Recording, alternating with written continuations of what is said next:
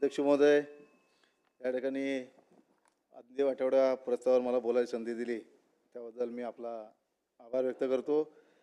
आणि निश्चितपणाने हा अंतिम आठवडा प्रस्ताव सादर केला आहे त्याचं मी पाठिंबा देत असताना खऱ्या अर्थाने काल माझ्यावर साहेब, काल मी सगळ्यांसाठी 3 दिवस आम्ही थांबतोय, आम्हाला शिकायला मिळतं म्हणून थांबतोय, आम्ही दुसऱ्यांसाठी थांबत नाही। पण काल मला जसा कमी वेळ दिला आज थोडा मला समजून घ्या। राणे साहेबांना देखील त्यांनी जे मनोगत व्यक्त केलं तर खरोखर त्यांना पण धन्यवाद द्यायला पाहिजे, कारण नवीन आमदार असतील किंवा काही असतील तर त्यांना एक बोलण्याची संधी असते, त्यांना त्याच्या माध्यमातून त्यांना काम करण्याचं किंवा त्याला हे मिळतं। अध्यक्ष महोदय, या ठिकाणी अंतिम आठवडा आहे, त्याच्या माध्यमातून जे काही प्रस्ताव मांडला आहे तो आपल्या सगळ्यांच्या समोर आहे। आणि निश्चितपणाने जेव्हा विरोधक आपलं मत व्यक्त करतो किंवा टीका करते ते मला वाटतं समोरच्या सत्ताधारी पक्षांसाठी अतिशय चांगल्या पद्धतीने काम करण्यासाठी एक पारदर्शक किंवा आरसा असायला पाहिजे असं समजायला पाहिजे। मला वाटतं शेवटी आपण काम करत असताना लोकप्रतिनिधी असेल, सरकार असेल, धर्मशास्त्रामध्ये म्हटलेलं आहे निंदकाचे घर असावे शेजारी। बरोबर आहे साहेब, पण ते मानायला पाहिजे। अध्यक्ष महोदय, आज इथे पण बघतोय आपण, तुमचा दोष नाही आहे, तुम्ही एवढं थांबताय, तुमचे आभार आहेत, परंतु खऱ्या अर्थाने इथे पण आम्हाला विरोधकांमधला मोठा गट असून सुद्धा आम्हाला सगळ्यांच्या शेवटी ठेवलं आहे। असो, शेवटी साहेब अध्यक्ष महोदय काय आहे की आपण काय करतो ते फार महत्त्वाचं आहे। सरकार असो, व्यक्ती असो, कोण काय करत आहे हे फार महत्त्वाचं आहे। आणि आज काय झालं आहे की कुठेतरी आपण आपली सगळं जे संस्कृती होते, संस्कार होते, विसरत चालू आहे की काय, हा एक भास व्हायला लागला आहे। त्याचं कारणच आहे की मी लहानपणापासून बघत आलो आहे की आमच्याकडे काही नेते होते, त्याच्यामध्ये दत्ताजी साळवी असतील, विठ्ठल चव्हाण असतील, आम्हाला आमच्यामध्ये असलेले नारायण राणे असतील, त्यावेळेचे जे नेते होते त्या नेत्यांच्या माध्यमातून जे काम करायची पद्धत होती तो अधिकाऱ्यांवर एक वचक होता, प्रशासनावर वचक होता। आणि जेव्हा प्रशासनावर वचक असतो त्यावेळेला खऱ्या अर्थाने लोकांना न्याय मिळतो। आणि मला वाटतं आज कुठेतरी ते आपण सगळ्यांनाच बरोबर घेऊन चाललो आहे, आपण काय करतोय, कसं करतोय, ते अधिकारी काय करतायत, आणि त्याच्यामुळे ह्या सगळा जो गोंधळ आहे या गोंधळामध्ये जनता भरडली जाते आहे। अध्यक्ष महोदय, राणे साहेब होते 95ला मुख्यमंत्री, ते असं मागे वळून पाहायचे तर साहेब सर्व शांत। साहेब तेच आता नाही राहिलं ना साहेब, आणि तेच खऱ्या अर्थाने दुःख आहे। मी खरं सांगतो, मी लहान असो साहेब, माझी एकच विनंती आहे की हा जो प्रस्ताव आहे प्रस्तावाच्या माध्यमातून समोर जे ठेवला आहे आणि सत्ताधाऱ्यांनी त्याचा विरोध केला, परंतु अध्यक्ष महोदय विरोध जरूर करावा, परंतु हे चालत राहणार। अध्यक्ष महोदय, मतभेद असतील पण मनभेद असू नये। आज माणसाला आवश्यक असलेल्या ज्या काही गरजा आहेत त्याच्यामध्ये निसर्गाने दिलेले जे आहे त्याच्यावर माणूस जगत असतो, बाकी या सगळ्या स्पेशल याच्यासाठी आपण सुविधा निर्माण करतो। माणसाला चांगला श्वास घेण्यासाठी हे पाहिजे, पण आज मुंबईचा श्वास अध्यक्ष महोदय गुदमरलेला आहे आणि त्याची कारणं आपण बघतोय का? आपण कुठेतरी मोठ्या विकासाच्या पाठीमागे धावतोय आणि ते धावत असताना सर्वसामान्य मुंबईकर, तो मग कुठलाही असो, श्रीमंत असो, गरीब असो, मध्यमवर्गीय असतो, त्याला जो मिळणारा श्वास आहे, घ्यायला श्वासाची गरज आहे ती स्वच्छ आहे का? अध्यक्ष महोदय, आज आरे कॉलनीसारखा विभाग आहे, या आरे कॉलनीसारखा विभाग हे एक देण आहे मुंबईसाठी, आणि ती देण असताना आज त्याच्यावर अतिक्रमण आहे, दिवसेंदिवस वाढतं आहे। त्या ठिकाणी असलेले जे काय संरक्षित झोपडीधारक आहेत त्यांना त्या ठिकाणी पुनर्वसन करून खऱ्या अर्थाने आरे चांगली सेव्ह करायला पाहिजे, त्याची निगा राखली पाहिजे। अध्यक्ष महोदय, वारंवार अनेक वर्षापासून आपण म्हणून काल आपण बोललो की विकास असावा तो शाश्वत असावा, आभासी नसावा।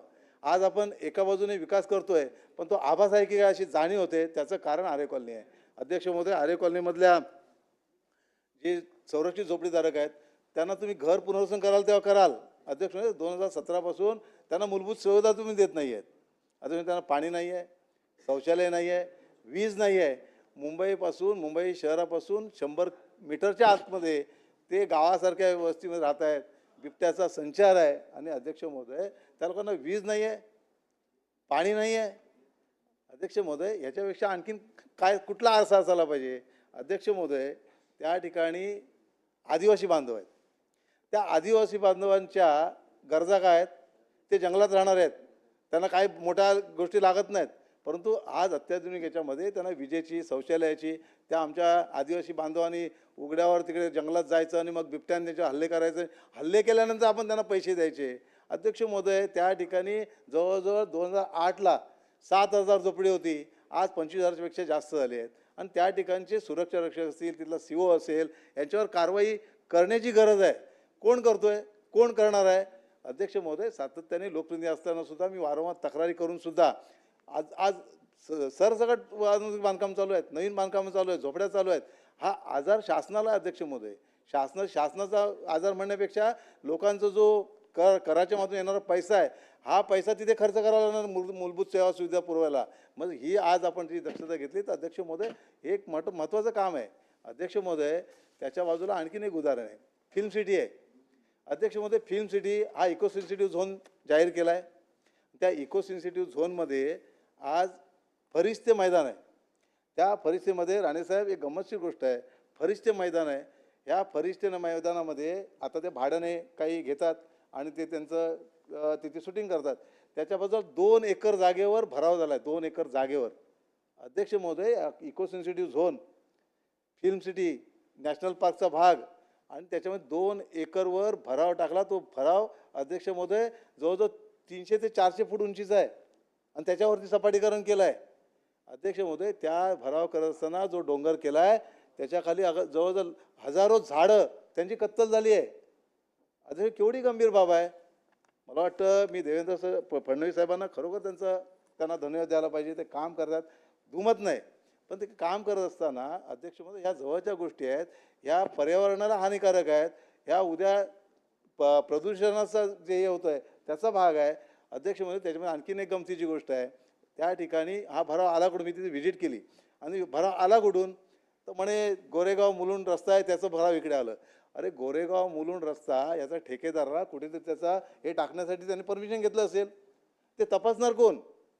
अध्यक्ष महोदय, त्याच्या पलीकडे जाऊन ते जे प्राधिकरण आहे दादासाहेब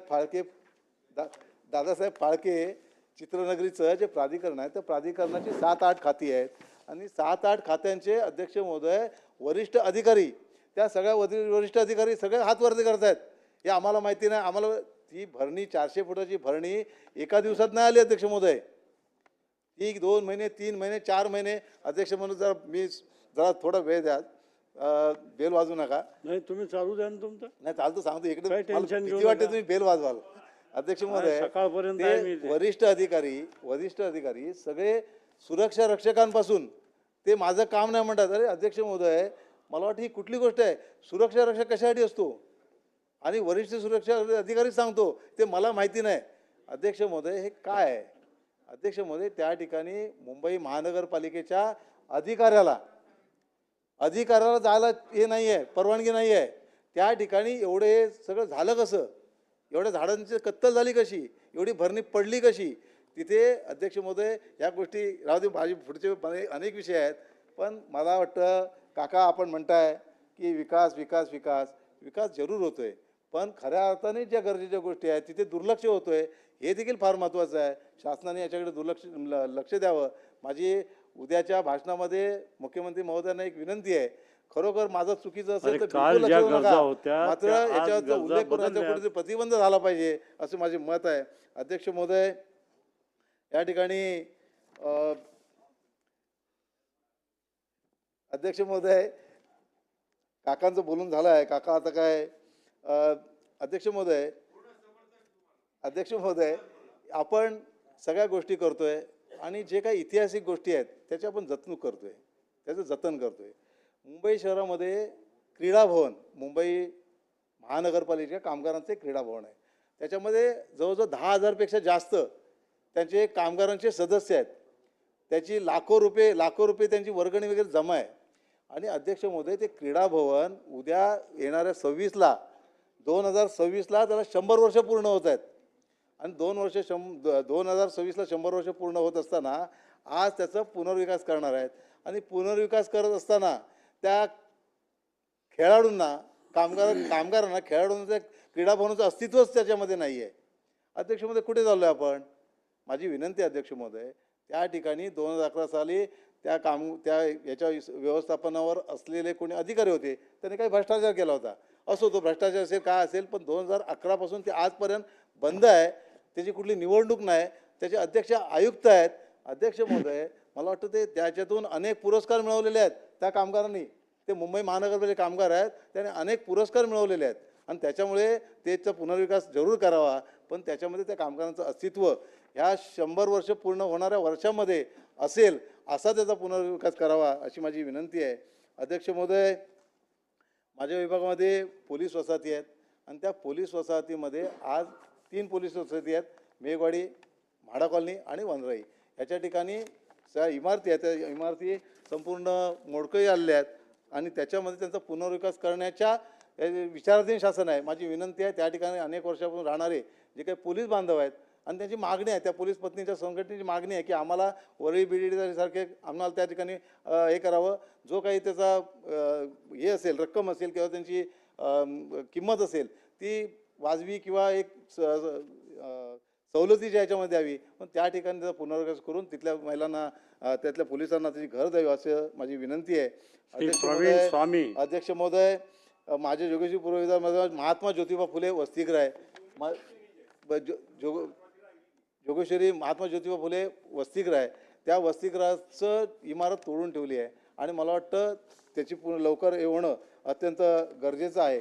अध्यक्ष महोदय, एक आभासी हे चालू आहे विकास, तो कसा तो एक सांगतो.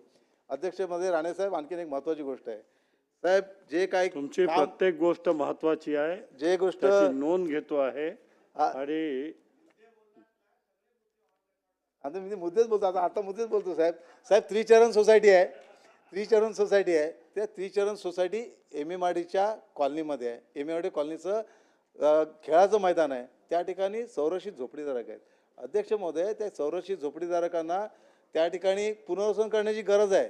परंतु लोकसभेच्या निवडणुकीच्या अगोदर तिथल्या स्थानिक लोकप्रतिनिधी, आमच्या उपमुख्यमंत्र्यांची, त्यावेळेचे मुख्यमंत्री, त्यांची दिशाभूल केली आणि त्या ठिकाणी त्याचं पुनर्वसन त्याच ठिकाणी करतो असं सांगितलं आणि मला वाटतं मुख्यमंत्री साहेबांनी त्यावेळी GR काढला की म्हाडाच्या माध्यमातून होईल आणि कालांतराने सगळी प्रक्रिया झाल्यानंतर ती MA आणि NOC देता येत नाही आणि म्हणून तो ठप्प पडला.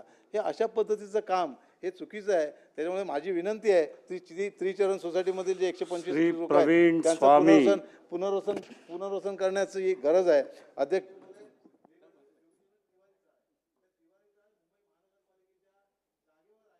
त्याच्या बाजूला असलेले जे काही मालक म्हणून हे करतायत त्यांनी जवळजवळ 25 वर्ष त्या लोकांना कोर्ट केसच्या माध्यमातून हे करून ठेवलं आहे.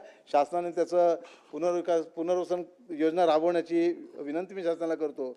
अध्यक्ष महोदय, जोगेश्वरी गुंफा जोगेश्वरी अध्यक्ष महोदय, अध्यक्ष महोदय, तुम्ही 25 मिनिटं बोलले. बोला स्वामीजी.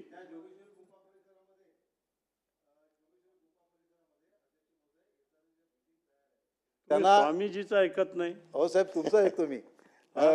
अध्यक्ष महोदय, त्या इमारती तयार आहेत, त्याला फक्त ओसी नाही आहे. मला वाटतं ओसी नसल्यामुळे त्या लोकांचं अडचण होते आहे. अध्यक्ष महोदय, काल उपमुख्यमंत्र्यांनी घोषणा केली की पागडी सिस्टीमच्या बाबतीमध्ये घोषणा केली, चांगली गोष्ट आहे. माझी त्याच्यामधून विनंती आहे की मात्र पागडी सिस्टीममध्ये जे आमचे मुंबईसारख्या ठिकाणी लोक आहेत त्या लोकांची घरं 10x10ची 8x10ची अशी आहेत आणि त्याच्यामुळे ते असलेल्या घरांनी एवढं जर त्यांना देणार असाल तर मला वाटतं ते काही संयुक्तिक होणार नाही.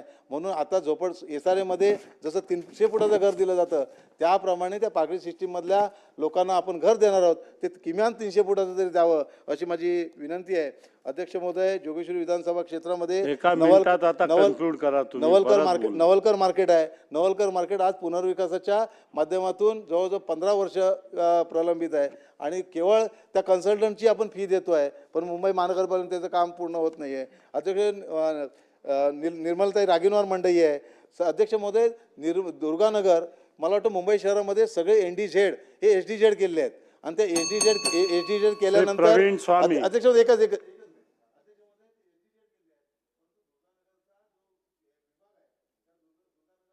मध्ये जेव्हा मुंबई महानगरपालिकेने प्रस्ताव शासनाकडे पाठवला तेव्हा तो निवासी होता आणि SDZ केले त्यावेळी तो निवासी असल्यामुळे तो पुन्हा NDZ झाला. त्याच्यामुळे आज तो NDZ असल्यामुळे त्यांना पुनर्विकास करता येत नाही. माझी विनंती आहे आणि तो प्रस्ताव मला वाटतं शासनाकडे आहे तो त्यांनी करून त्यांना त्यांचं पुनर्विकन सोयीस्कर करून द्यावं. अध्यक्ष महोदय, एक कुत्र्याचा विषय होता.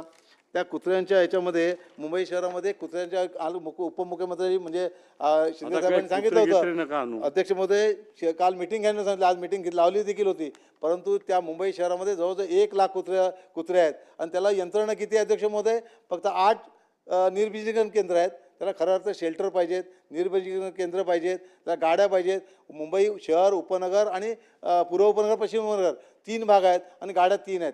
अध्यक्ष महोदय, जवळजवळ 500 किलोमीटरचं क्षेत्र आहे आणि 3 गाड्या, अर्ध स्टाफ, मग हे कसं होणार? अध्यक्ष महोदय, माझी दुसरी एक विनंती आहे. मुंबई महानगरपालिकेच्या माध्यमातून गेल्या 4 वर्षापासून प्रवीण स्वामी, अरे कधी 1 मिनिट बोलता, कधी 2 मिनिट, कसं नाही? आता बोला. स्वामीजी बोला. स्वामीजीचा वेळ घेऊन घ्या, मी दुसरं नाव पुकारतो. अध्यक्ष महोदय, संजय देरकर. अध्यक्ष महोदय, आम्ही तिघही आहोत सर.